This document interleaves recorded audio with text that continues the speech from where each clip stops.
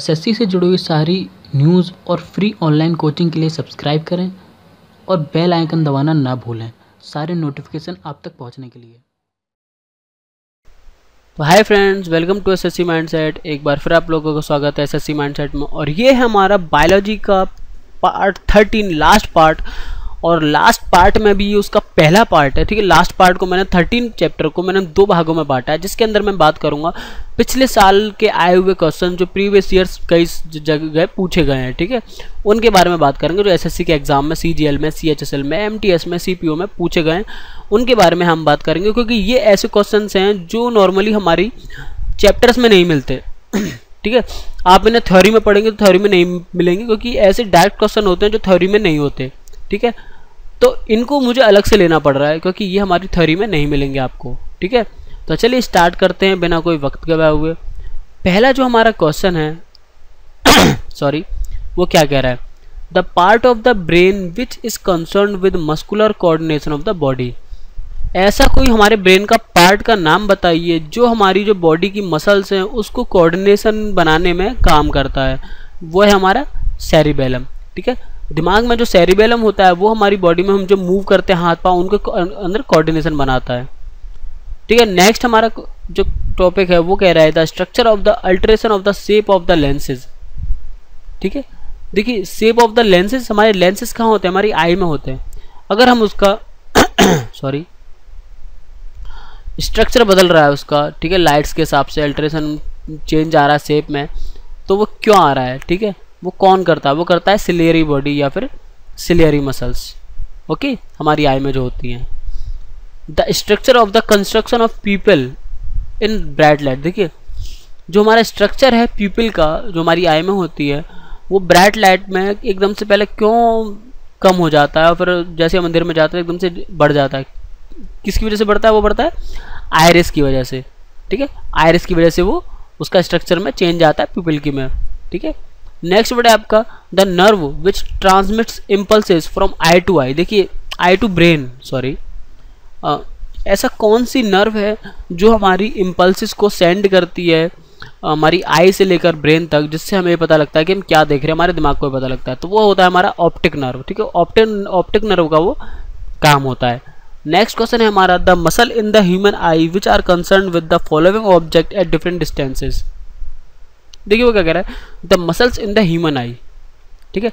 ऐसी कौन सी मसल्स है ह्यूमन आई के अंदर जो डिफरेंट ऑब्जेक्ट की डिस्टेंस को पता करने में हेल्प करती हैं? वो होती है हमारी रेडियल और सर्कुलर या फिर सिलेरी मसल, ठीक है। रेडियल और सर्कुलर या फिर सिलेरी मसल्स मिलकर ये पता करती हैं कि सामने वाला ऑब्जेक्ट कितनी दूर है, ठीक है। नेक्स्ट है आपका जो यूनिट है नर्वस सिस्टम की, वो क्या है? मतलब सबसे छोटी यूनिट हमारे नर्वस सिस्टम की, जैसे हमारी बॉडी में सेल होते हैं, टिश्यूज होते हैं, ऐसे हमारी जो नर्वस सिस्टम में सबसे छोटी यूनिट है न्यूरॉन, ठीक है। मैंने आपको जब नर्वस सिस्टम पढ़ाया था मैंने आपको ये बताया था, ठीक है।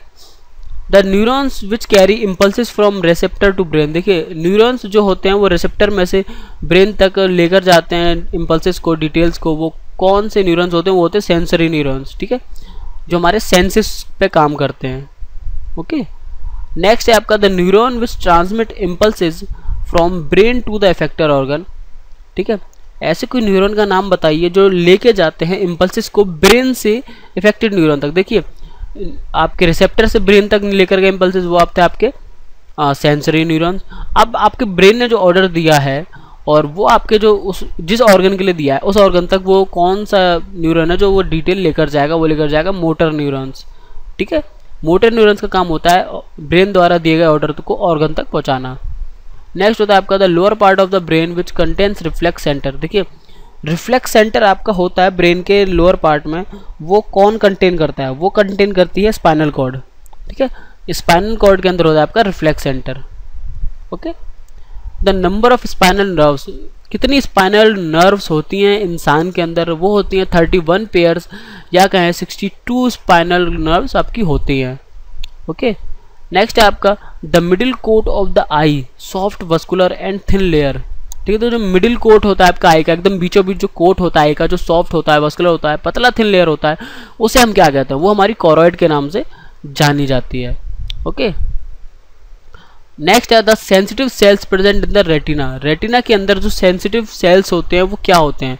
वो होते हैं आपका रॉड्स और कोन्स, ठीक है। रॉड्स और कोन्स नाम से जो हैं वो सेंसिटिव सेल्स जो आपके रेटिना में मिलते हैं, ठीक है।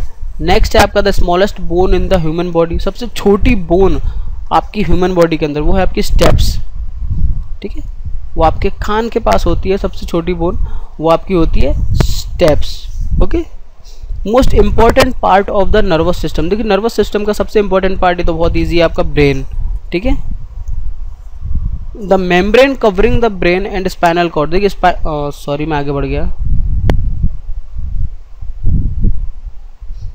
हाँ उस मेम्ब्रेन का नाम बताना है जो आपकी ब्रेन और स्पाइनल कॉर्ड को कवर करती है, ठीक है। उस परत का नाम बताना है, वो परत है आपकी मेनिंग्स, ठीक है। मेनिंग्स आप उस कवर का नाम है। फिर आपका response to stimulus without the intervention of the will of an animal, ठीक है। देखिए उसमें क्या होता है, जब हम कभी एकदम से हमारे सामने मान लीजिए किसी ने बॉल बहुत तेज से फेंकी, हम बिना कुछ सोचे समझे उस बॉल को पकड़ लेते हैं, तो क्या होता है, वो होता है रिफ्लेक्स एक्शन, ठीक है। जिसमें हम क्या करते हैं, दिमाग का ज़्यादा यूज़ नहीं होता, एनिमल्स के अंदर ही होता है। जैसे आपका मान लीजिए हाथ में किसी ने चुबो दिया, कुछ सुई चुबो दी, तो आपका अचानक जो रिएक्शन होता है वो रिफ्लेक्स एक्शन हो कहलाता है। The point in the centre of the retina where the rods and cones are highly concentrated, देखिए ऐसा कोई पॉइंट होता है आपके रेटिना में जो सेंटर होता है, वहाँ पर क्या होता है, जो रॉड्स और कोन्स होती हैं वो बहुत ही कंसंट्रेटेड होती है, मतलब उनका जो बहुत ही ज़्यादा चिपकी हुई होती है, बहुत ही घनत्व तो बहुत ज़्यादा होता है, वो क्या होता है, उस पॉइंट को क्या कहते हैं, येलो स्पॉट, ओके। नेक्स्ट है आपका वन न्यूरोट्रांसमीटर, एक ऐसे न्यूरोट्रांसमीटर का नाम बताना है, ठीक है। न्यूरोट्रांसमीटर का नाम है एसिटाइल कोलिनी, ठीक है, एसिटाइल कोलिनी। नेक्स्ट है आपका defect of the eye in which distance object are not seen clearly, ठीक है। उस डिजीज़ का नाम बताना या उस डिफेक्ट का नाम बताना आपकी आंखों में हो जाए, जिससे आपको ऑब्जेक्ट कितनी दूर है ये ढंग से समझ में ना आए, ठीक है, वो होगा आपका मायोपिया। मायोपिया जब आपको हो जाता है तो आपको पता नहीं चलता कि सामने जो चीज़ है वो कितनी दूर है, ठीक है। नेक्स्ट है आपका defect of the eye in which near object are not seen clearly, ठीक है। इसमें देखिए जो हमें पास की चीज़ें क्लियरली नहीं दिखती हैं, ठीक है, इसमें तो आपको दूर की चीज़ नहीं दिख रही थी तो आपको मायोपिया हो गया था। इसमें क्या, जब हमें बिल्कुल नज़दीक की चीज़ भी नहीं दिखती है तो ये होता है आपका हाइपरमेट्रोपिया, ठीक है। इसमें आपको नज़दीक की चीज़ नहीं दिखती है आपको। नेक्स्ट है आपका a bony socket in which eye is well protected, ठीक है। एक बोनी सॉकेट हमें बताना है जिसमें हमारी आई होती है वो वेल प्रोटेक्टेड होती है, उसे हम ऑर्बिट कहते हैं, okay. A small opening in the centre of the iris, एक छोटा सा खुला हुआ हिस्सा होता है आइरिस के बिल्कुल बीचों बीच, ठीक है, जिसे हम पुपिल कहते हैं। Inner sensitive coat of the eyeball, ठीक है, जो मेनली आई से रिलेटेड है, आपके नर्वस सिस्टम आई से, और ज़्यादातर यहीं से पूछे भी जाते हैं, ठीक है। तो इनर सेंसिटिव कोट क्या है आई बॉल का, जो आई बॉल होती है उसके आपका उसके अंदर जो एक सेंसिटिव कोट होती है वो क्या होती है, वो होती है रेटिना, ठीक है। द ऑर्गन ऑफ हियरिंग, सुनने के लिए जो काम होता है ईयर, ठीक है, ईजी आपके लिए।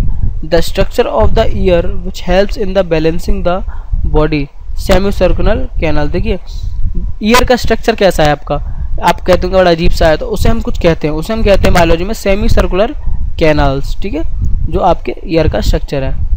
नेक्स्ट है आपका jelly like material filled in the space between the lens and the retina, jelly like ऐसा स्ट्रक्चर जो आपकी आँख में फिल्ड होता है लेंस और रेटिना के बीच में, वो होता है आपका विट्रस ह्यूमर, ठीक है, वो क्या होता है, विट्रस ह्यूमर। नेक्स्ट है आपका the fluid filled in the space between the Corina and the lens, और वो फ्लूइड जो आपकी आंखों में कोरिना और लेंस के बीच में भरा हुआ था उसे कहते हैं एक्वस ह्यूमर, ठीक है। आप दोनों में मिक्स ना कर जाए, एक्वस ह्यूमर और विट्रस ह्यूमर दोनों अलग अलग चीज़ है, ठीक है। नेक्स्ट है आपका the structure that protect the eyeball to and maintain its shape, ठीक है, ऐसे स्ट्रक्चर का नाम बताना है, ठीक है, ऐसी चीज़ का नाम बताना है जो हमारी आई बॉल को प्रोटेक्ट करे और मेंटेन करे उसकी शेप को, वो होता है स्क्लेरा, ठीक है। स्क्लेरा उसकी मेंटेनिंग प्रॉपर्टी कह सकते हैं। नेक्स्ट है आपका the structure that has a sensory organ called organ of कॉर्टी, ऐसे कोई स्ट्रक्चर का नाम बताइए जिसको सेंसरी ऑर्गन भी कहते हैं, वो है ऑर्गन ऑफ कॉर्टी, वो क्या है आपका कौशलिया आपका देखिए वो स्ट्रक्चर है जिसमें सेंसर ऑफ ऑर्गन होता है या फिर ऑर्गन ऑफ कॉर्टी होता है, ठीक है। नेक्स्ट है आपका defect of the eye cause due to the uneven curvature of the cornea. देखिए ऐसे डिफेक्ट ऐसी डिजीज़ का नाम बताइए जहाँ पर आप जो आपकी कॉर्निया होती है उसमें एक अनइवन, एक अनबैलेंस्ड कर्वेचर आ जाता है, मतलब उतार चढ़ाव उसमें आ जाता है, वो होती है एस्टिगमेटिज्म। ठीक है, वो भी डिफेक्टिव क्या आपका एस्टिगमेटिज्म आपका उस डिफेक्ट का नाम है। नेक्स्ट है आपका the part of the autonomous nervous system. ठीक है, ऑटोनोमस नर्वस सिस्टम का पार्ट बताना है। तो पहला है सिंपैथेटिक, ठीक है, और पैरासिम्पैथेटिक नर्वस सिस्टम। ठीक है, ऑटोनोमस मतलब ये समझ लीजिए एक तरह से